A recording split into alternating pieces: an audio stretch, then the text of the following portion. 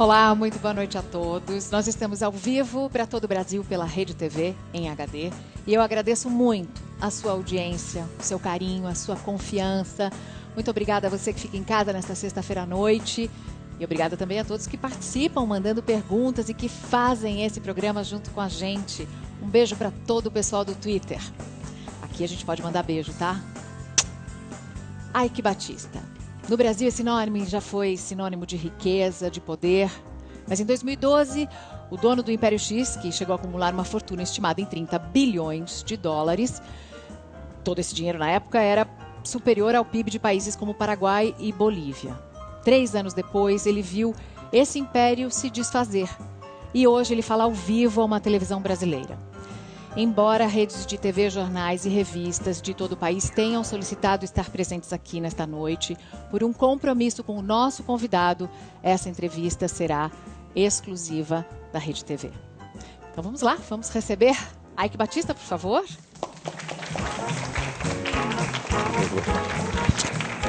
Esquerda, né? Por favor.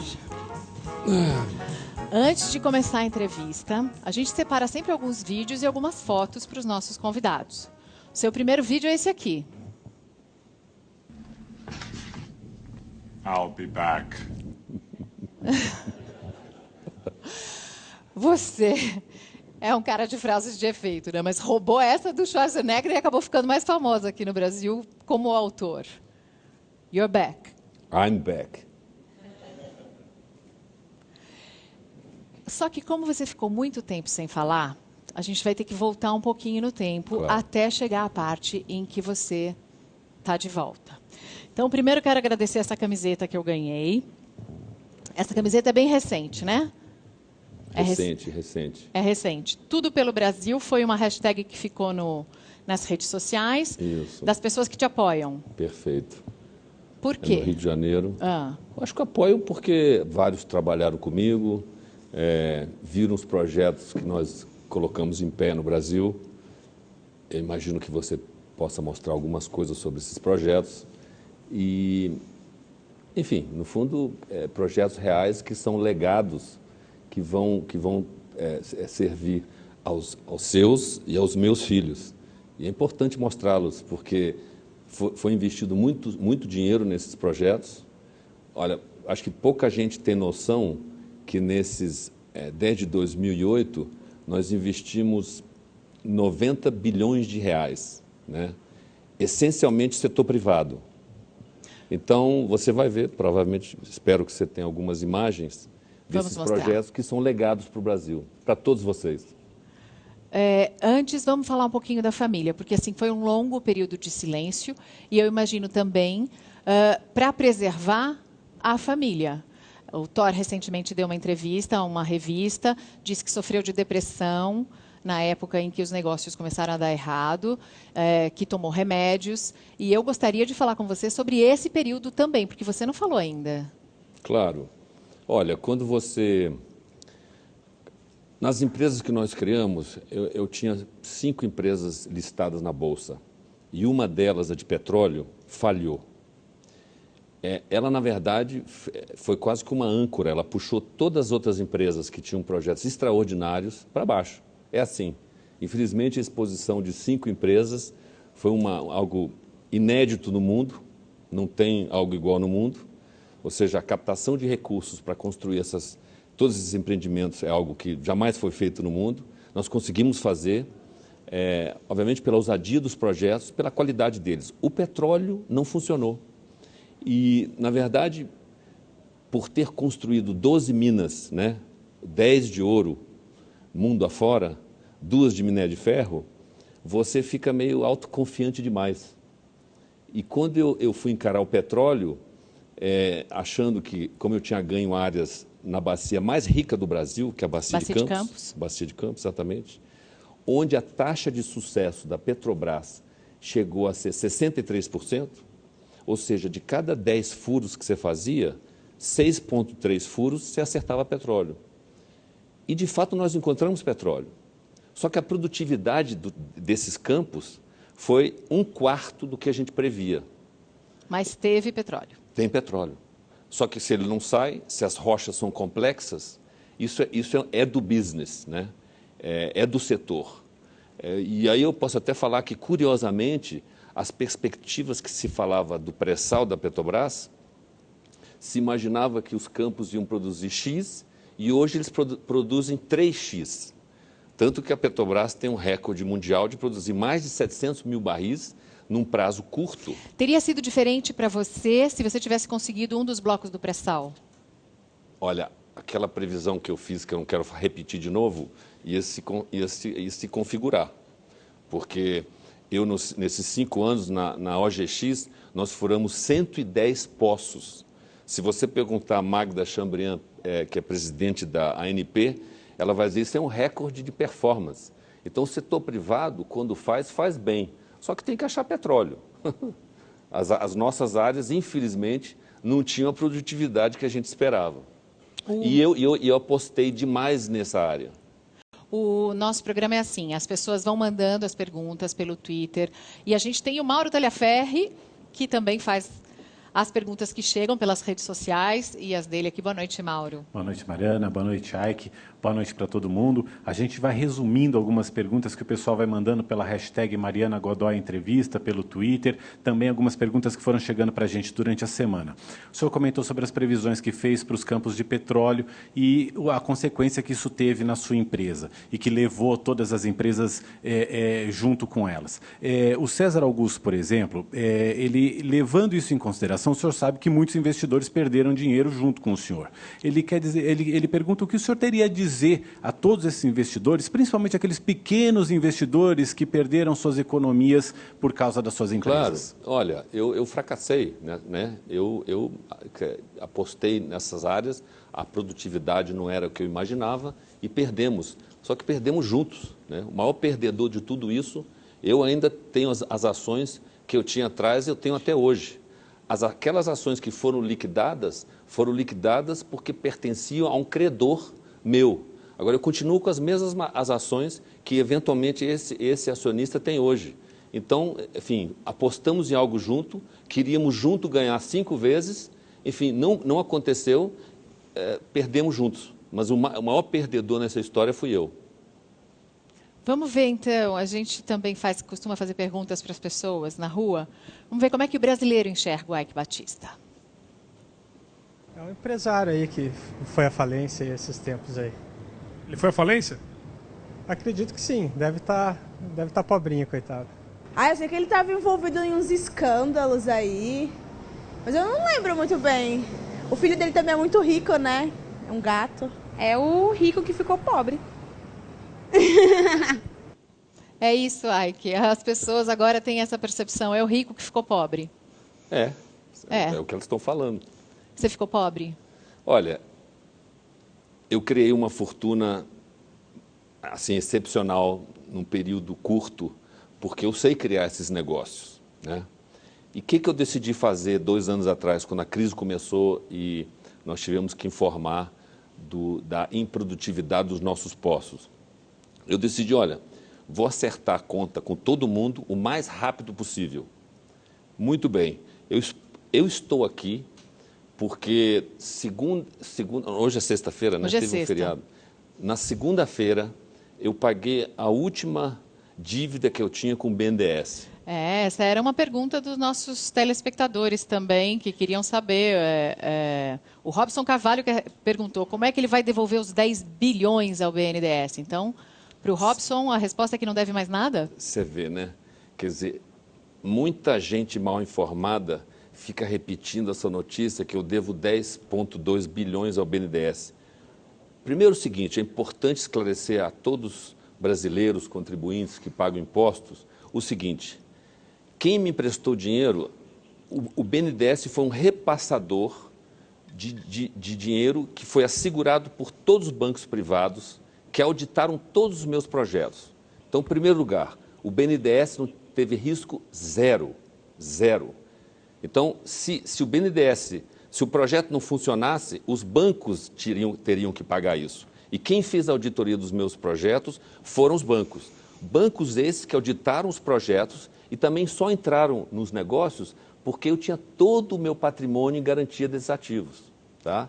Então, é como qualquer um de nós, qualquer brasileiro que pega empréstimo para comprar uma casa, na hora que você tem uma dívida, você vai, eventualmente, você vai ter que botar todos os avais de todos os seus bens para pagar essas dívidas de volta. Sobre essa informação da dívida com o BNDES, a gente tem até uma manchete, acho que é do mês passado, uma notícia que saiu com a declaração do próprio Luciano Coutinho, que disse que as empresas X não deviam, que não houve perdas para o BNDES das empresas X. É a pessoa mais qualificada para falar isso. Espero que parem com isso. Eu não devo nada ao BNDES. A vocês, contribuintes, I'm sorry, eu não devo nada. A gente daqui a pouco vai... Ponha o que é a pergunta das pessoas na rua e a gente já mostra essas manchetes. Então, Eike, fala aí para a galera poder tirar essa dúvida. Os seus bens foram apreendidos. E hoje, qual que é a sua situação? Se ele acha justo o que ele fez com todas as pessoas que compraram ação e que perderam tudo que tinha, acreditando no sonho mentiroso que ele vendeu. Aí mentiroso é uma palavra mais forte. Não é? Quer dizer, olha, se eu estou até hoje com as mesmas ações que eventualmente ele comprou, né, nós criamos muita riqueza. E vale lembrar que muitos acionistas ganharam muito dinheiro. Não sei se vocês sabem, essas empresas, 70% do capital foi capital de estrangeiros, né? E muita gente vendeu as ações também. Então teve muitos que ganharam muito. É aquele negócio, você está na Bolsa porque você quer ganhar sempre muito mais. Essa é a história verdadeira. Mas para alguém ganhar, sempre tem que alguém perder. Não necessariamente, não. Tem empresas que continuamente crescem, né? Se eu citar a Apple para você, é uma empresa que, se você ficou com ela 5, 10, 15, 20 anos, todo mundo ganhou dinheiro constantemente. Foi um crescendo, né, constante. Eu não opero na Bolsa, que eu não tenho sobrando assim para tanto. Mas já que as pessoas têm essa...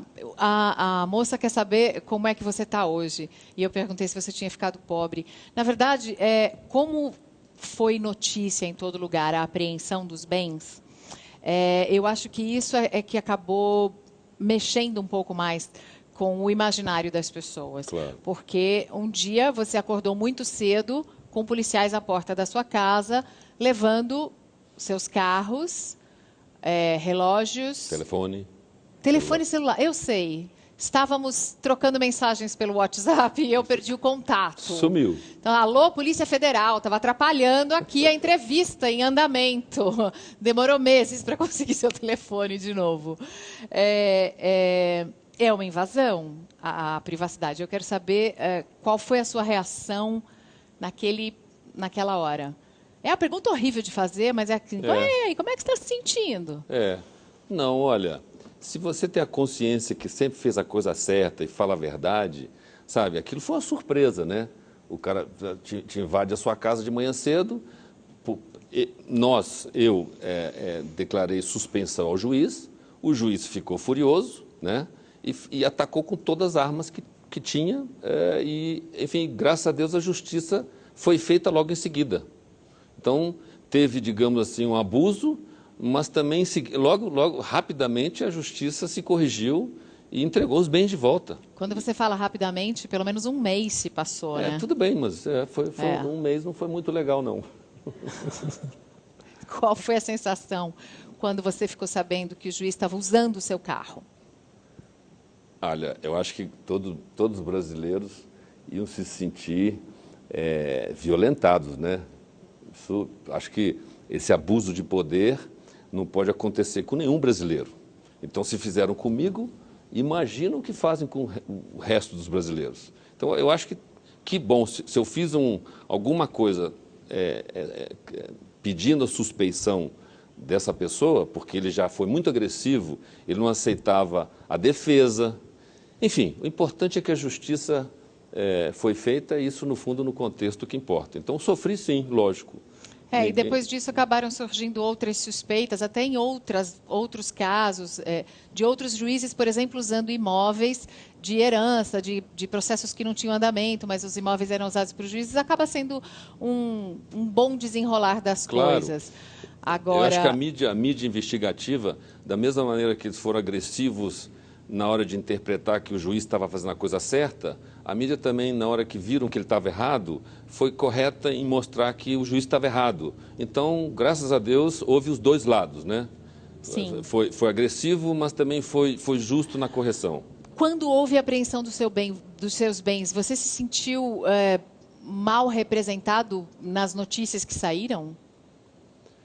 Quando meus bens... Olha, o juiz ele já tinha assegurado um volume de quase 200 milhões de reais para garantir os processos que estão correndo, que não cabe a mim a falar sobre isso.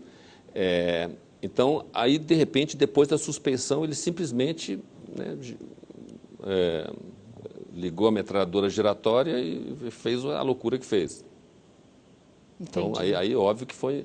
Não, e saíram muitas informações desencontradas também, a de que você tinha um ovo Fabergé de alguns milhões.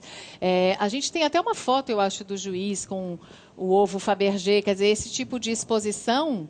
Olha, eu tenho alguma coisa... Todo mundo quer ficar no meu lugar, né? É um negócio assim, executivos que são meu braço direito. Essa é a foto que o a juiz... gente tem, ó. Ah, perfeito. Então, vou mostrar aqui para você, ó. Olha aqui, ó.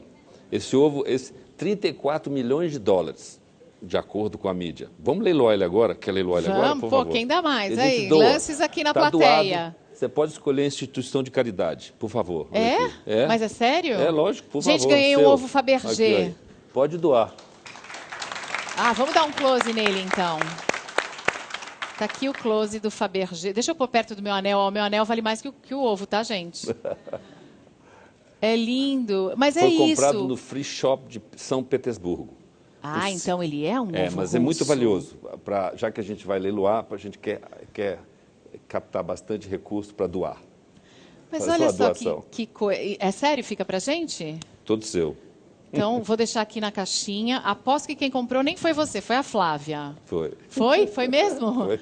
A Flávia Sampaio, esposa do Ike, está aqui na plateia. Por favor, focalizem essa moça bonita. A mãe do Balder, que comprou o... Então, vamos fazer o seguinte, vamos mostrar um pouco da família? Vamos. Por favor? Claro.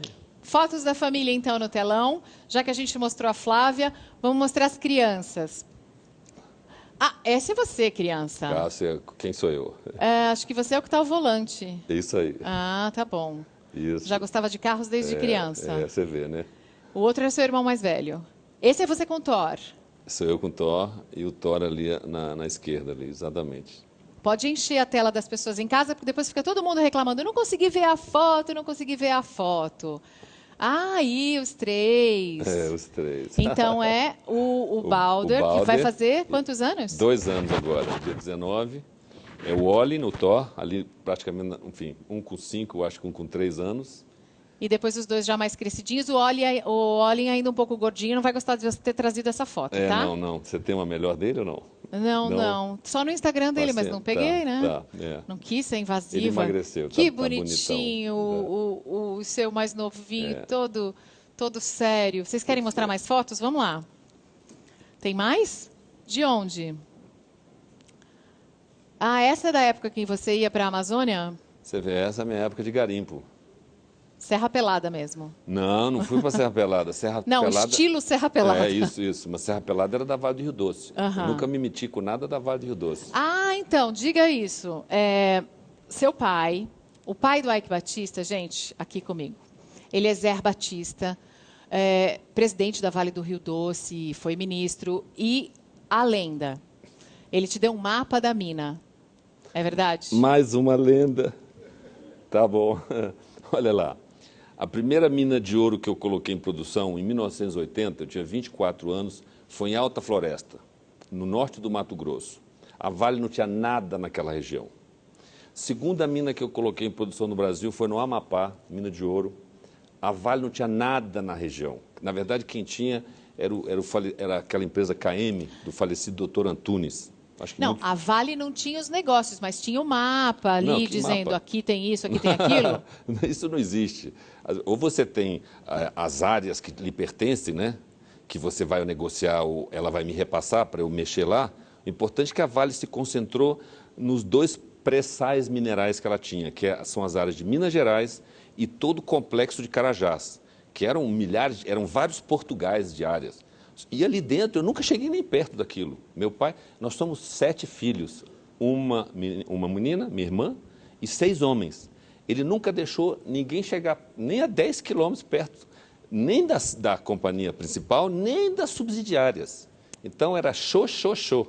Então olha, isso aí. E aí, só para continuar nas minas, a terceira, eu fui convidado pela multinacional inglesa, Rio Tinto, e construímos juntos uma mina, a maior mina do Brasil de ouro, que está em Paracatu, Minas Gerais, é a maior mina de ouro até hoje no Brasil, convidado para uma multinacional. Quer dizer, eles viram, esse Batistinha aí, ele gosta de ouro, vamos chamar ele para ser sócio. A quarta mina foi uma mina no Chile, porque o Brasil não é muito rico em minas de ouro, né? Então você começa, já que eu virei uma mula, só queria procurar minas de ouro, eu fui atrás de minas de ouro mundo afora. Por isso que eu fui para o Chile, construí 2 minas no Canadá, fui para a Grécia, Rússia, enfim, aí dei a volta ao mundo, exatamente fugindo do meu pai, porque nada perto da Vale podia ser feito. Mas você, nessa relação com o seu pai, você disse que seu pai te ensinou a pensar grande. Você fazia muitas coisas e um dia, quando você largou a faculdade de engenharia, ele foi contra e te ofendeu. É, bastante. O que ele falou? Ele meio que deu assim, uma bela pancada na mesa. Estava meu irmão e uma outra pessoa que trabalhava comigo e falou, olha, eu vou lhe dar um diploma de idiota. E aí eu acho que você fez de tudo para provar para ele que ele é que estava errado. Eu fiquei assim, quase uns 8 anos sem conversar com ele. Bom, então não podia ter informação privilegiada nesses 8 anos de distanciamento. É difícil, não encaixa, né? Não funciona, isso aí não encaixa. O que é essa foto que a gente está mostrando? Olha, são máquinas que minha primeira mina lá no Amazônia, no Mato Grosso, construindo uma estrada para acessar a mina. Temos outras? Quer dizer, você já disse isso, que gosta de construir do zero, pegar do zero e não comprar uma coisa que já existia. Não. Eu sempre Você continua pensando assim? Olha, eu não gosto de fazer puxadinho. Puxadinho me irrita profundamente, porque acho que o Brasil tem muito isso, né? Tudo que se constrói dura um ano, né? O cara asfalta uma estrada e um ano está... O Brasil tem que se redesenhar nisso. A gente tem que fazer... Os empreiteiros que constroem, eles têm que ser responsáveis por 10 anos pelaquela estrada. Entendeu? Então, esse conceito de fazer do zero, fazer certo, para durar 200 anos ou mais, são os projetos que eu faço, que não são PowerPoints. Ah, que não são PowerPoints. Então a gente vai mostrar... Mauro, você foi visitar um PowerPoint do Ike, não foi? Visitei um suposto PowerPoint que saiu do papel. Eu fui visitar o Porto do Açu, que fica em São João da Barra, no litoral fluminense, no litoral do Rio de Janeiro. É um projeto imenso que está lá, está funcionando, está operando. Inclusive, ele é considerado até pelos críticos do Ike Batista como um legado das empresas do Ike Batista. Então, a gente foi visitar para ver como é que é o Porto do Açu, lá no Rio de Janeiro. Eu não morri ainda não, hein? Legado? Né? Legado. Mas já tem seu legado. Vamos lá, roda o VT do Mauro.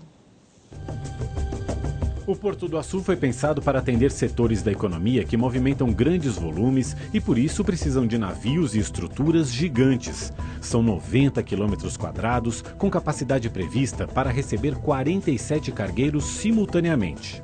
O Açu fica em São João da Barra, norte fluminense, perto dos principais campos de petróleo do país.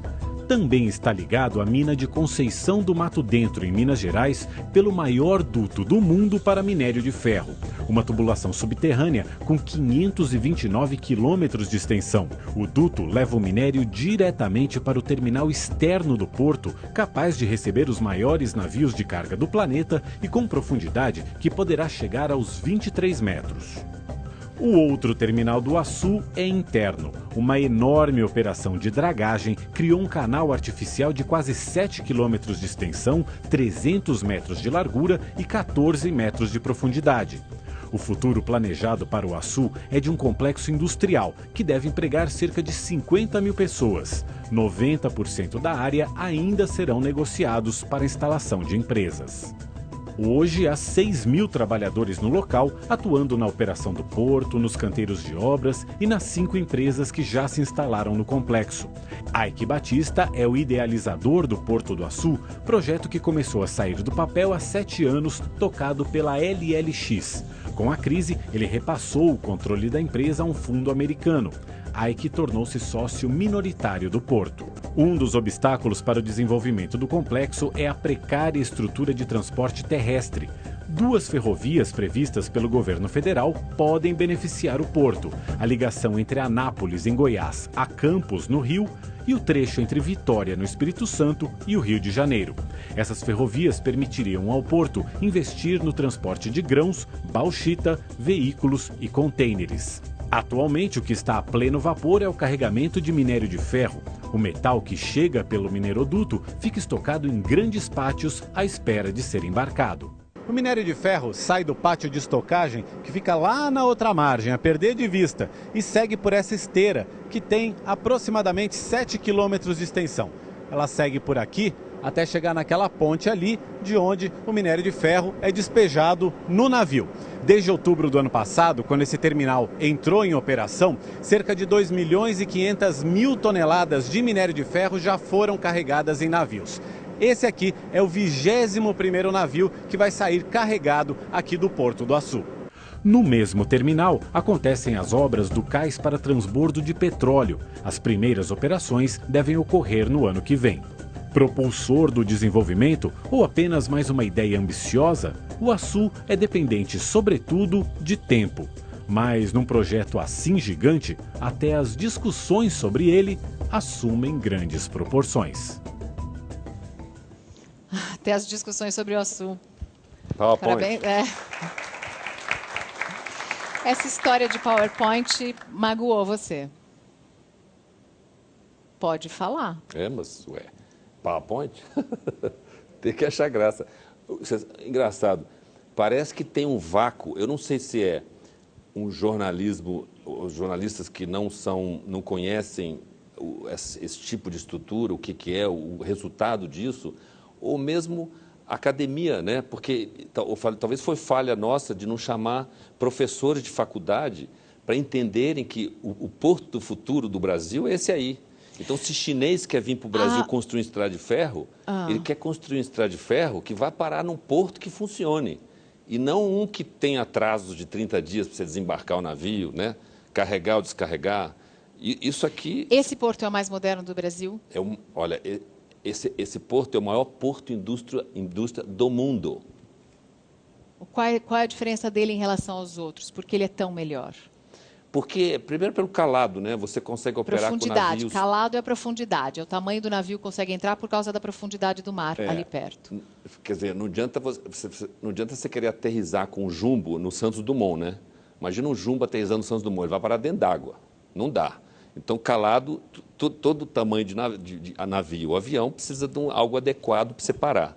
O Açu consegue receber os maiores. Os maiores navios do mundo. Então, se você quiser ver um... Recentemente, na Folha, eu acho, foi feita uma comparação. A gente vai voltar a falar do BNDES, do empréstimo do BNDES para você ir para a construção do Porto de Açu, comparando com o empréstimo do BNDES para fazer o Porto de Mariel, em Cuba. Eu não consigo comparar, eu não sei qual é a comparação técnica entre esses 2 portos. Você pode me ajudar? Posso te ajudar. Primeiro é o seguinte... Acho que o Brasil foi feliz em financiar um porto antes que os americanos entrassem, porque agora que os americanos tiraram o embargo de Cuba, a Cuba vai bombar, né? Então, mas a comparação... O que eles conseguiram? Cuba conseguiu dinheiro do BNDES, quase 800 milhões, numa taxa que varia de 4,5% até quase 7% ao ano, e um prazo de 25 anos para pagar. E você conseguiu 1,7 bi para o Açu, num prazo muito menor, 13, 14 anos, com juros de 8% a 9% ao ano. Talvez seja melhor conseguir um passaporte cubano, né? Porque aí você consegue condições melhores, mas foi o que aconteceu aqui. Só que em termos de proporção, Quer dizer, o Porto de Mariel é do tamanho de Cuba, o Açu é do tamanho do Brasil. Então, comparando, sem ofender ninguém, Mariel é um puxadinho em relação ao Açu. Um puxadinho, acho que está de bom tamanho para a gente, hein? Mauro, mais perguntas? Quanto você investiu no Porto do Açu? Olha, o grupo, nós investimos lá 6 bilhões de reais, né? Você vê que o BNDES é uma parte disso. E empresas, hoje no total nós temos 60 bilhões de reais investidos entre as 12 empresas multinacionais, né? E nós somos, na verdade, o catalisador para que essas empresas se instalem. E o curioso é que está na hora das empresas brasileiras entenderem o que é o Açu, que também é outra curiosidade, que imagino, de novo, graças a Deus aqui vocês foram lá visitar, né? Mostrar que não é um PowerPoint. E isso vai despertar, você vai ver, vai ser curioso. Eu tenho certeza que empresas brasileiras vão querer visitar o Açu, só por essa matéria. O Luiz Gustavo Giordano quer saber como é que estava o andamento do Açu, a gente mostrou, mas quais são as metas a curto prazo e o que os investidores podem esperar para o primeiro trimestre de 2016? Olha, eu não vou falar de previsões, porque isso já me colocou em situações complicadas. Até porque os seus óculos continuam sendo cor-de-rosa? Não. Eu vou agora anunciar depois de entregar. Esse negócio de, sabe, você querer... Eu acho que todo empresário tem que meio que enxergar um futuro e ser otimista, né? Que o pessimista não faz nada, né? Fica em casa... sei lá, vendo não sei o quê, um feriado qualquer. Você se arrependeu? Por isso que você ficou tanto tempo quietinho? Você se arrependeu de ter falado demais? Não me arrependi, não. O que eu fiz foi o seguinte, quando você engata num processo de renegociação de dívida, nós estamos falando de 25, eu estou falando de 75 bilhões de reais, que eu negociei 100%. De novo, é meio inédito no mundo. Ninguém consegue negociar 75 bilhões de reais nesse prazo. Eu o fiz porque fui generoso, em vez de ficar brigando 5 anos por mais X para você, mais X para mim, faz logo porque eu quero reconstruir tudo de novo. That's why I'm back. You're back. I'm back. E não tenho... Você sabe aquela reportagem do Valor que fala que eu ainda tinha uma dívida de 1 bilhão e alguma coisa? Essa reportagem do Valor é a do Cristiano Romero? Isso, do Cristiano Romero. Que foi em fevereiro, março desse ano, dizendo que você ainda tinha 1 bilhão em dívidas. De dólares, né? Isso. O Bloomberg adora falar isso. Aí, o seguinte, essa dívida está zerada. De novo, botando meu patrimônio para zerar essa dívida, porque eu vou começar de novo e estou começando de novo. Mas de onde vem o dinheiro? Se os bens foram apreendidos, de onde vem esse dinheiro para pagar a dívida? Não, peraí, eu sou um grupo... Primeiro, tinha um fundo soberano em cima na minha holding, né? É esse Mubadala. E embaixo, os bancos, que eram... Eu dei o aval de todos os meus bens, então tudo estava em garantia. Eles pegaram tudo que satisfez a solução de toda a dívida. Então, o que sobrou agora é meu. Eu não tenho mais dívida. Aí que Batista zerou a dívida. Eu agora tenho algum patrimônio para começar. E se você vai querer... Antes, eu vou te responder. Você quer saber meu patrimônio? Eu vou te dizer. É que nem... Você sabe o que está escrito no manual da Rolls-Royce? Ali? O quê? Assim. Ele fala assim, a potência do motor. Está escrito assim, o suficiente. Enough, quantidade suficiente para. Esse suficiente, que são... Esses suficientes são 5 Mas milhões? Você mudou de vírgula, tinha 3 vírgulas, vocês são 2 vírgulas agora?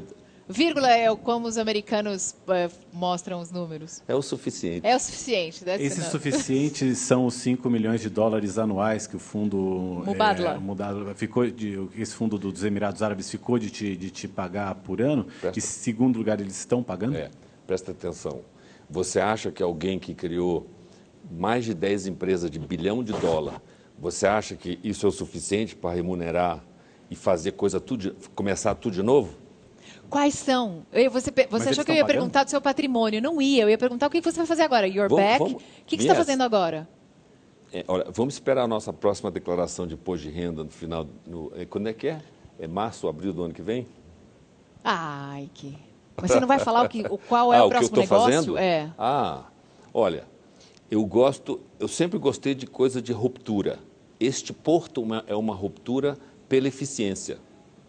Aliás, é um porto que a Petrobras vai usar? O tal... Perfeito, a Petrobras vai usar. A gente tem... Gente, vamos tentar pôr aquelas manchetes? Na quarta-feira, a British Gas, eu acho que você estava lá, não sei, fechou um negócio de transbordo de 230 mil barris dia. Posso falar por isso porque foi anunciado publicamente, né? Então, o Brasil tem que se render à eficiência.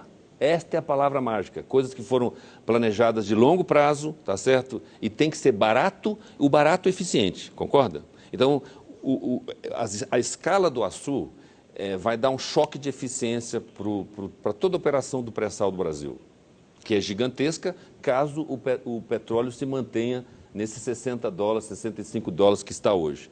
Aí, realmente, nós vamos estar bem, porque, como eu estava falando antes, a produtividade do pré-sal é uma bênção de Deus. Enfim, a Petrobras aí tem um ativo importante. A gente tem muitas perguntas dos nossos telespectadores. Pode mandar.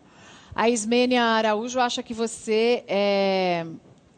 Ela quer saber de você como é que é ver os próprios brasileiros perseguindo um empresário brasileiro que investe no país. Ela acha que você é uma vítima do julgamento rápido dos brasileiros.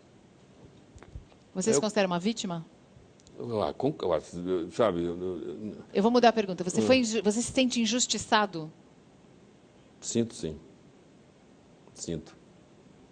As pessoas entenderem o porte desses projetos. Você não falou da energia elétrica. Eu posso afirmar para você, checa na ONS, checa no Ministério de Minas e Energia. A gente tem fotos de duas termoelétricas, mas pode falar sobre elas. Sim, se elas não existissem, são 3 mil megawatts. 3 mil megawatts. Essa é qual? Essa em Pecém. Ceará. No Ceará. Olha aqui, isso aqui não estaria ligado hoje, hein? As suas termoelétricas ajudam a fornecer energia? Para o Brasil, para o sistema nacional, né? 3 mil, quando falam de giral, isso aqui é maior que giral.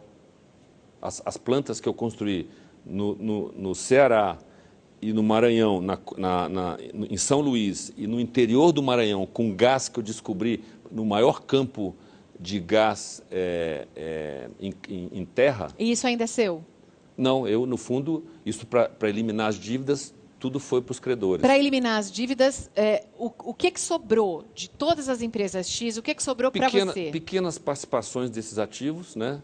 E, enfim, recursos para eu recomeçar, é o que eu estou fazendo. Se você se sentiu injustiçado, eu imagino que se 5 milhões é pouco, você faz parte de uma classe social que pode muito bem mudar para Miami amanhã, como muitos fizeram. Por que você não saiu do Brasil? Você já pensou nisso? Seus amigos te disseram isso? Daqui eu não saio, não. Porque, olha, os meus Tory e Olin são apaixonados pelo Brasil e o Balda não sabe ainda se ele é ou não é, mas vai ser. Então, olha, eu no ano 2000, de uma maneira muito consciente, decidi, olha, eu vou gastar toda a minha energia no Brasil para consertar o que for consertável e onde eu sou bom. Então, nessa área de geração de energia, logística, é difícil competir com os projetos que a gente botou em pé. Bom, então... E o triste é que ninguém sabe, quer dizer, tem um vácuo aí, um buraco negro, que, graças a Deus, vocês estão abrindo a porta para que isso seja mostrado no Brasil e vocês vão provocar outros, com certeza. Você já acabou respondendo a pergunta do Anderson Martins, que queria saber se era possível criar um empreendimento no ramo logístico sem ser atingido pela crise ou pela maneira como as coisas são feitas aqui no país. Na verdade, o açu foi feito para todos os brasileiros, empresas brasileiras, estrangeiras. Use o açu, não queira construir um novo. Esse negócio do Brasil de construir 10 estaleiros, né, nós vamos fechar 9, 8. Que tristeza, né?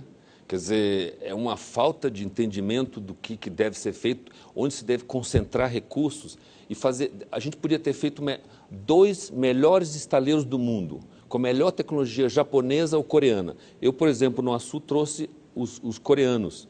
Eu gastei 200 milhões de dólares para comprar tecnologia coreana para levar para o Brasil e fazer disso, em vez do ITA, o ITN, Instituto Tecnológico Naval, que ia nascer dali, tá? E estava esperando, obviamente, fabricar as sondas e os equipamentos para a OGX, o meu petróleo, mas também para fornecer para outros. E esperava ganhar algumas sondas, dessas sondas que a Petrobras encomendou. Eu não levei nenhuma. Então, falam que eu sou empresário... né? Empresário do PT. Você não é um empresário do PT? Olha, eu sou empresário do Brasil. Sempre fui. Minha família, olha, meu pai sempre nos ensinou a ser apolítico.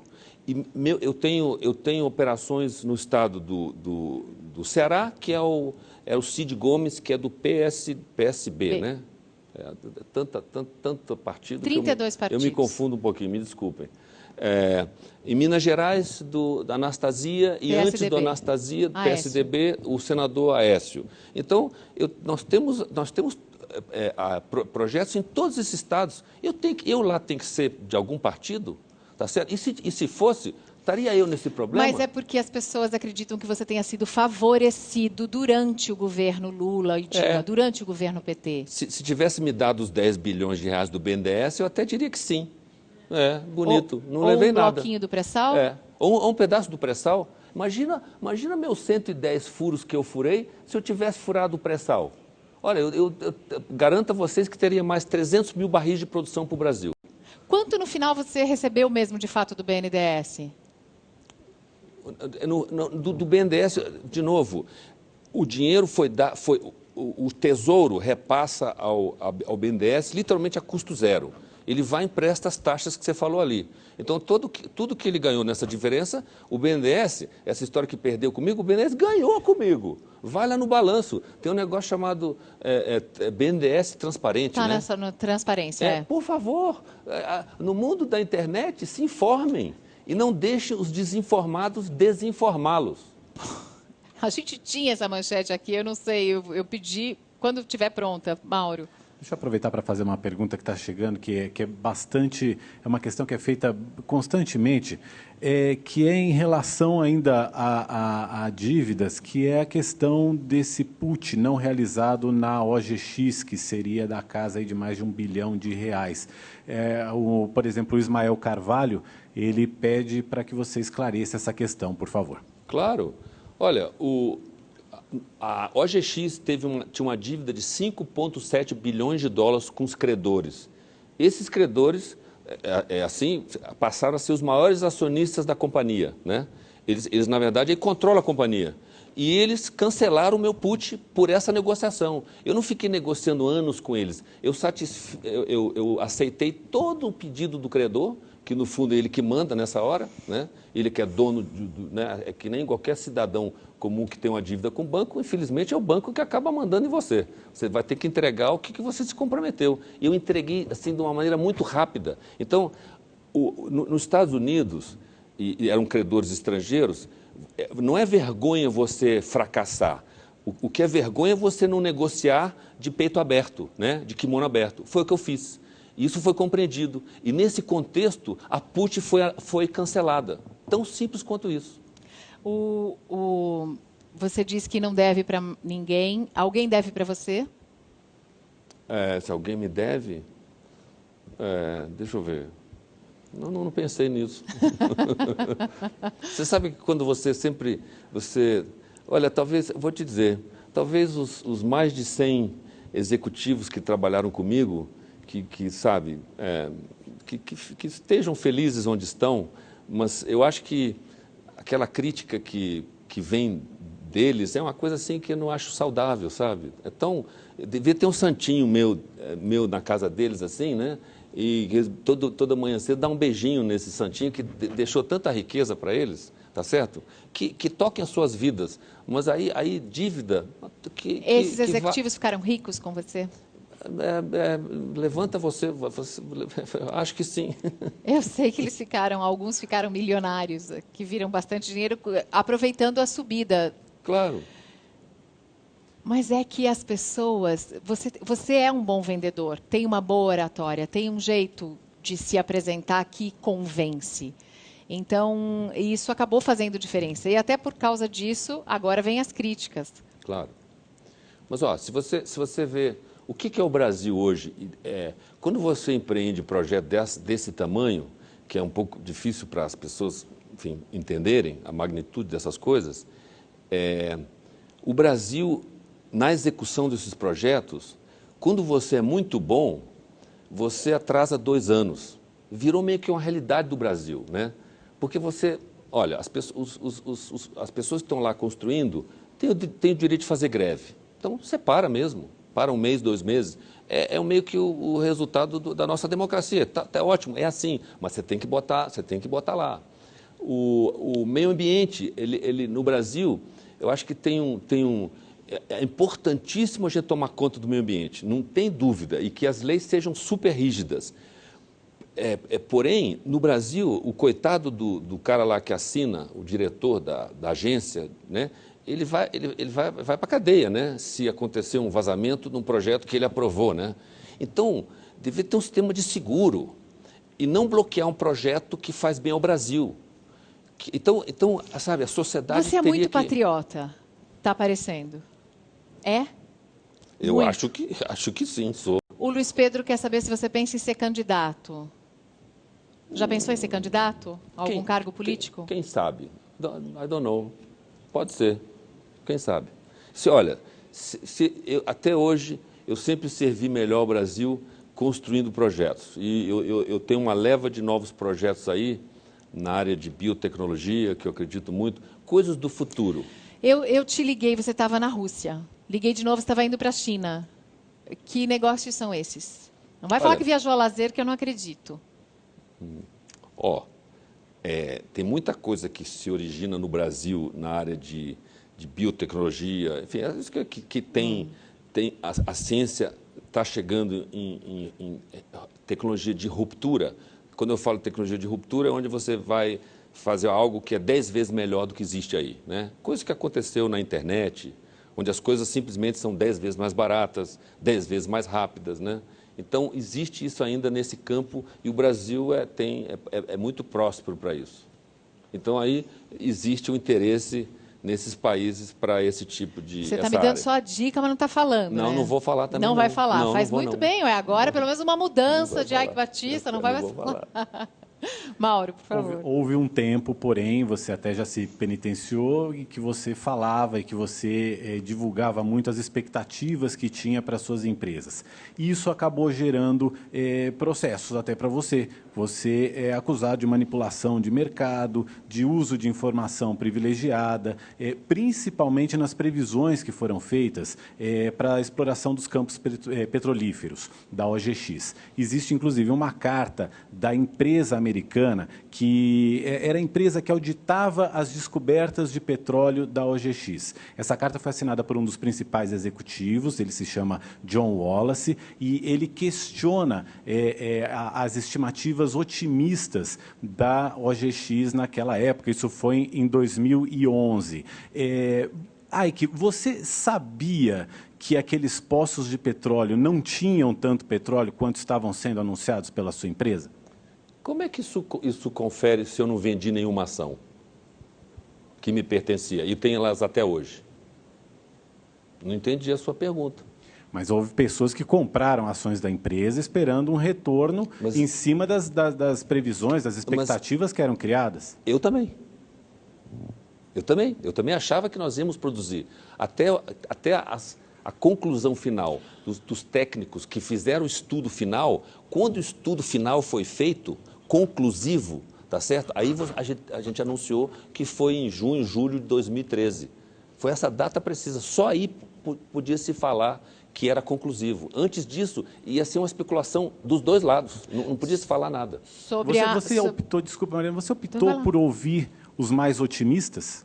Não optei. Eu optei, o corpo técnico da companhia, nós chamamos os melhores especialistas do mundo para fazer esse estudo esse que foi divulgado naquela data. Dizem que alguns executivos eram mais otimistas porque os bônus da sua companhia eram muito agressivos também. Mas isso sempre é assim. Você sabe que empresa, por exemplo, o geólogo numa empresa é sempre mais otimista. O engenheiro de reservatório é mais pessimista, entendeu? Então você fica entre os dois. No fundo, você acaba tendo que contratar uma empresa externa para te fazer essa auditoria geral e dar para você e para o conselho, para todo mundo, a opinião final.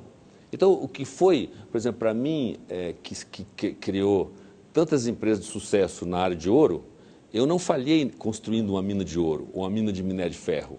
No petróleo, eu infelizmente investi muito, a maior parte do meu patrimônio, e a produtividade não veio. Nós achamos petróleo, né? Aí inclusive, só para te dar uma ideia, vieram na época ideias assim, possibilidades de você, da mesma maneira que fazem o craqueamento do gás de xisto nos Estados Unidos, você explode a rocha, você eventualmente craquear a rocha para liberar o petróleo. Só que você, a 400 metros abaixo d'água, você não faz isso, porque imagina começa a vazar petróleo. O problema que aconteceu com a Chevron. Então, existia inclusive várias possibilidades técnicas que foram sugeridas, só que ninguém queria correr esse risco. Que aí é um risco ambiental que ninguém ia, né? Aí era um desastre, aí, né? Era insuportável.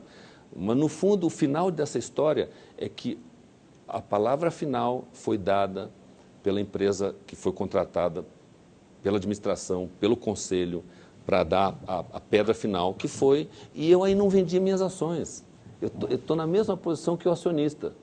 Só para lembrar, quando o governo do Brasil, em maio de 2013, 2 meses antes, fez uma nova rodada, a 11ª rodada, a OGX ganhou blocos em parceria 50-50 com a Exxon e com a Total, 2 multinacionais extraordinárias. O que eu ia achar da minha equipe técnica? Poxa, e eu via dos estrangeiros, pô, sua equipe técnica é extraordinária. Você trouxe muita gente da Petrobras. E ganhamos. Ganhamos blocos na 11ª rodada, isso 2 meses antes desse relatório. Aí se você tivesse sentado lá comigo, pô, eu sou sócio agora em blocos junto com a Exxon, maior petrolífera do mundo, e a Total, a maior petrolífera francesa. O que você ia dizer? Você ia desconfiar do seu pessoal? Não, desculpa. Agora o relatório veio, foi anunciado.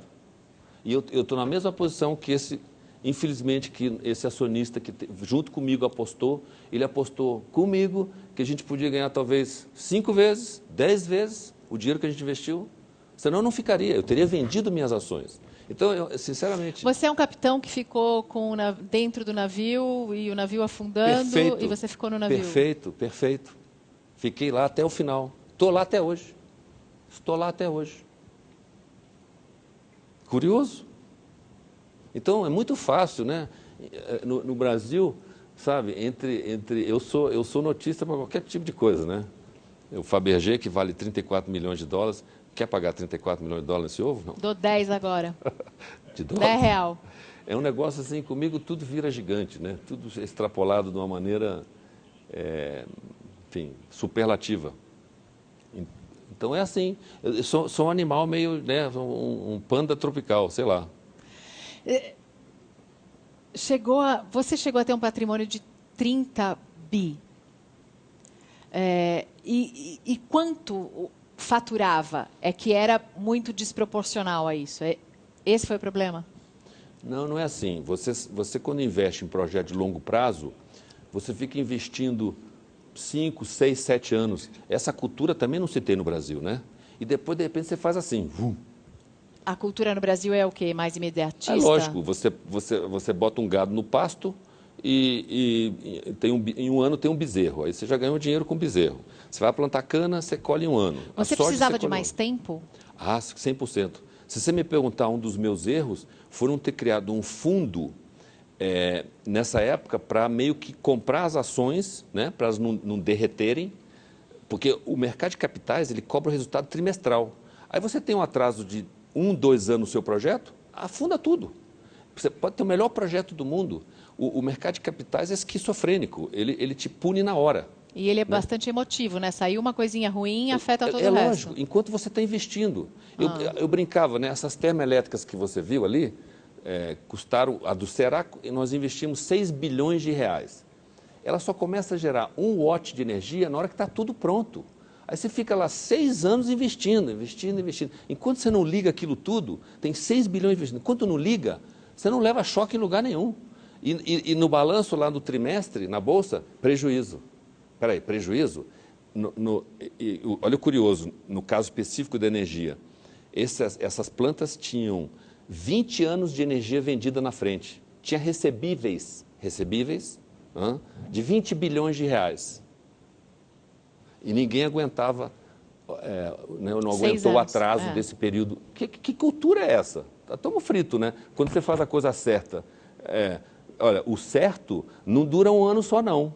O grande, vocês me desculpem, não é assim que funciona o mundo real. Então, essa cultura de não entender o atraso, né? E aí, se eu tivesse dinheiro de private equity, né? Tanto que tudo que eu fizer agora, eu não vou buscar dinheiro em bolsa. Não, de fundos privados de investimento. Fundos soberanos, fundos privados. Esses fundos ficam com você 10 anos. Você não vai mais abrir nenhum capital? Você não vai mais abrir a capital das suas empresas na Bolsa? Olha, só se a gente criar algo assim excepcional e me insistirem muito, who knows? Ike, você acredita, é uma das perguntas que veio pelo Twitter, eu queria até achar de quem veio, mas assim, o Denis Mori quer saber o que foi que deu certo no meio de tanta coisa errada, mas tem outra, que eu não vou achar de quem foi, deve estar no telefone, já está sem bateria, que ele pergunta, você acha que a corrupção que havia na Petrobras prejudicou o seu negócio? Olha, eu não ganhei sondas para botar no meu estaleiro.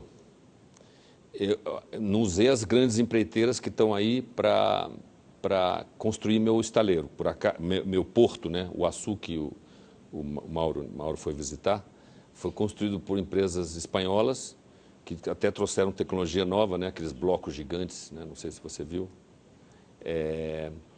Eu diria que sim. Mas você se associou com a Odebrecht no consórcio do Maracanã? Ah, sim. E depois saiu? Mas eu trazia o conteúdo. Eu tinha uma empresa chamada IMX, que tinha aquela empresa IMG, que é americana, que patrocinava Deixa eu esclarecer um golfe. negócio. Eu vou te interromper. É horrível fazer isso, claro. Mas você disse uma coisa. Você trouxe empresas espanholas para fazer o seu porto, para fazer os seus negócios. Você não faz negócio, você não trabalha com essas grandes empreiteiras aqui do Brasil? Não trabalhei. As empresas brasileiras que trabalharam no Porto do Açu foram empresas menores de Minas Gerais, do sul do Brasil. Por quê? Porque a gente preferiu trabalhar com eles. Sabe? Engraçado. Não chamamos E os espanhóis interessados no Brasil, até porque a Espanha estava muito mal, veio a Acciona, que vocês conhecem, veio uma outra chamada FCC, e obviamente eles tinham um know-how de construção que não tinha no Brasil, que é fazer blocos gigantes para construir os nossos quebra-mar do Açu. Foi construído com esse método diferenciado que fez a diferença. Em vez de você colocar pedra, que nem o Obelix lá, né? Ficar jogando pedra lá, você brota aqueles blocos gigantes de concreto. Então, era a tecnologia que eu precisava deles, então tinha que ser eles. Você se disse patriota e tem muito amor pelo Rio de Janeiro, pela cidade, pelo estado do Rio. Como é que está hoje o Hotel Glória, por exemplo? Olha, a dívida que eu paguei na semana passada, segunda-feira, eu acho, foi para a última dívida com o BNDES em relação ao Glória.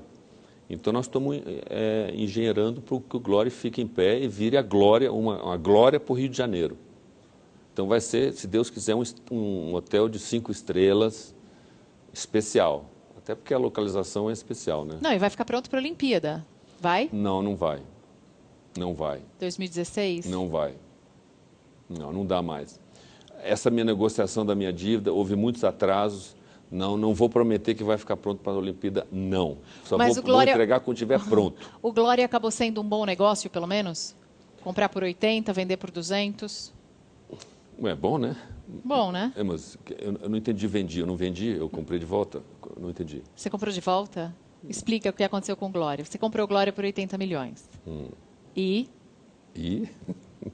Conta, ai. Ué, se eu acertei toda a minha dívida... É Acron? Se eu acertei toda a minha dívida, né? Acertei tudo. Alguma coisa sobrou. Sobrou o Glória? Deixa eu ver se sobrou o Glória. O Glória, sobrou o Glória. Eu vou te comparar com o Donald Trump, que é dono do Plaza. Pronto. Eu vou te comparar com o Donald Trump, que é dono do Plaza. Não me compara com ele, não, por favor. Não. Por quê? Não escolhe outro. Por quê? Por causa da franja? Não, sei lá. Tem outro. Ajuda aí, gente. Com quem vocês querem comparar o Ike? Com quem que você gostaria de se comparar, não, então? Ele só faz prédio, pô. Tá bom, com quem? Com o Lee Iacocca ou com o Henry Ford? Porque eu gosto muito do Iacocca, mas o Ford é que era o dono. Assim como, olha, eu tenho uma profunda admiração pelo Elon Musk. Esse americano do carro elétrico, do SpaceX. Esse é uma pessoa que... Carro elétrico, hein? O futuro pode estar aí, viu? As pessoas que investiram em petróleo... Depende. E se você resolver o problema do CO2? Você, no caso, eu não. Você, no caso, você. Isso. Nós, né? Não sei. Que você tem acompanhado as investigações da Polícia Federal, as denúncias da Operação Lava Jato. Tem alguma coisa a ver com o fato de você não ter escolhido esses parceiros para os seus negócios? Não sabia, né? Eu vou saber o que eles estão fazendo. Não entendi. Mas não dá para conhecer? Não conhece antes? Por que eles estão sendo investigados? O que eles estavam fazendo? Não. O que eu quero saber é se você se sentiu prejudicado pela corrupção que havia dentro da Petrobras, e você já disse que sim, porque não houve favorecimento. Vamos lá. No Brasil, ficou assim.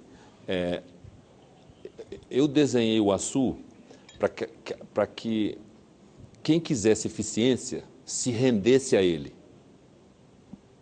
Uma coisa... Sabe aquela pessoa que desenvolve um shopping center e todo mundo quer ir para lá? Sei. Quer ir para lá porque você vende mais a loja lá de 10 metros quadrados. Tem um restaurante que tem a melhor comida. Não é? O metro quadrado vende 3 vezes mais que o shopping center do lado. Eu desenhei o Açu assim. Então, eu vou desenhar isso aqui e todo mundo vai vir por causa da eficiência. Não. O Brasil que a gente tinha ia por... Não, vamos fazer outro porto. Gasta mais bilhão para o lado de cá, bilhão para o lado de cá. Existe uma cultura de construir coisas que vão de algum lugar para lugar nenhum. A gente tem isso no Brasil, realmente. Assim, pontes que não levam de nada para lugar nenhum. A gente já viu isso em várias reportagens. Mas é essa cultura que você estava tentando quebrar. Você deve ter irritado muita gente no caminho. Com certeza. E eu acho que muita gente me atacou por isso. Mas eu tenho certeza disso. Você se sentiu atacado? De que maneira? Você vê, como é que as pessoas conseguiram esconder um projeto do tamanho do Açu, que é o maior projeto em porto-indústria do mundo? Alguém me explique isso. Como assim esconder? Esconder. Vocês não conheciam, desculpa, vocês são pessoas... Fica longe. Não, é PowerPoint, é no papel, né? Como? As termoelétricas no Ceará... Meu Deus do céu, aquilo ali... Olha o tamanho daquela geringonça. A torre Pode jogar de novo as imagens, se vocês quiserem. É um negócio assim, inacreditável. Então, sabe, eu não pago, eu nunca paguei... eu não faço propaganda em jornais, tá certo? Nunca fiz. Bom, a propaganda é a alma do negócio, né? Tudo bem, mas se você está construindo a coisa certa, você tem que apostar... Que nem o cara que faz o shopping center, cara. O cliente vai vir pela eficiência. E a minha eficiência... Eu vou te dar um exemplo. Por que o British Gas, você estava lá, assinou o contrato depois de um ano de pesquisa? Porque se rendeu à eficiência do porto. Vai ser mais barato e seguro operar ali. Então, por mérito. Cara, o Brasil tem que funcionar por mérito. Agora, poxa, se você quer ganhar uma obra a mais, né, a empreiteira ganha na obra. Então, ele já ganhou. Independente se o projeto é um sucesso ou não. E meus bilhões que entraram no Açu? Meus bilhões que entraram no Açu foi para ganhar todas aquelas 12 empresas que foram para lá, multinacionais. Espero que os brasileiros agora venham, porque vão se render ao Açu. Porque é eficiente. É lógico, essa é a palavra mágica. Isso mata qualquer um, é eficiência. O que é um exemplo da termoelétrica? Todo mundo fala, sabe essa conta que vocês todos estão pagando aí, que tem um vermelho? Quando 80% das termoelétricas, quando são ligadas a diesel, né? Diesel para uma termoelétrica é que nem caviar para crocodilo, tá? É um absurdo. Custa entre 600 e R$1.000. As minhas plantas custam 60 a 100 reais. Quer que eu repita? Você tem energia mais barata porque é de gás. Eu contribuo que a conta de vocês não seja tão alta. Espera aí, quer dizer, alguém que faça Pelo menos uma estátua de barro, pode ser de barro, mas, caramba, é inacreditável, está aí, está gerando energia para o Brasil. Graças a Deus. Nós estamos fritos sem esses 3.000 megawatts. A gente tem ainda aquele boneco, tem como pegar o boneco do Ike, já que ele quer uma estátua de barro? Ike, a gente não tem, eu vou mandar para o Rio de Janeiro para você. De barro? É o seguinte, a gente ia convidando as pessoas, mas se alguém dissesse que não viria ao programa, a gente mandaria fazer um boneco e depois faria o articulado. Tá. Se você não viesse aqui, eu ia fazer uma entrevista com o seu boneco. Mas já que você veio, eu te mando o boneco pelo correio, você vai receber o seu boneco, não é de barro, mas é bem feitinho, é articulado, tá? Pode pôr a mão dentro, você contrata um ator. Aliás, por falar em ator, sua vida dá um filme. Dá? Dá. Dá um filme. Fazer o quê? Quem interpretaria o seu papel? Quem faria você? Isso é a sua área, pô. Eu vou escolher. Cabe a você, escolhe. Não sou eu. Nem sei o nome dos atores. Flávia, quem?